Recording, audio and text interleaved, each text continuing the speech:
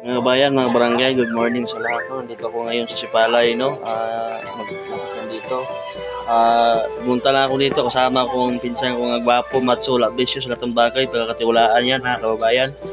Nagpunta lang ako dito mga kababayan. Alam niyo kung bakit anong nangyari sa kamay ko? So sa gusto magpa-medicure, magpagamot, ito yung ano niya, yung asawa niya ngayon is manggagamot mga kababayan. So ngayon, medyo na ano sa nakita yung kuko ko mga kababayan na madumi. Manicure niya, mabait ito, maganda siya mag-manicure mga kababayan ito. Tapos habang nagmamanicure mga kababayan, alam niyo kung bakit, anong meron dito? Habang nagmamanicure, napansin niyo yung pagkain nandyan mga kababayan. Ayan, dito ako ngayon, matindahan yan sila mga kababayan, nandyan yung tindahan nila yan.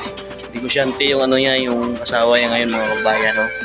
Mabait yung ano niya, sa gusto mag-pedicure, magpagamot, may sakit, palutay, o anumang meron sa inyo, pwede kayo pumunta dito sa Sipalay. No, pwede kayo ano sa akin, mag-reply, mag-comment, mag-in, like, ano man. Support lang mga kabayan. Ito, malinis na yung kamay ko mga kabayan, no?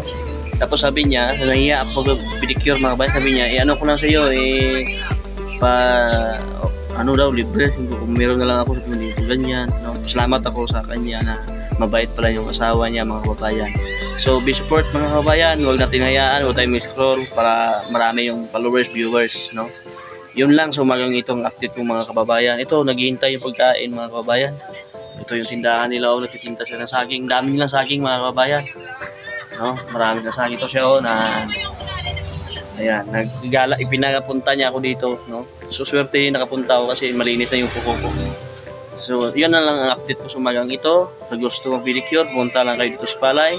Mag-comment lang kayo kung saan dito banda kasi hindi ko pa masyado dito lado gawa ng badandaan na ako dito.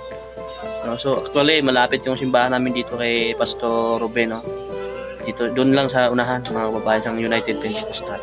Salamat mga kababayan.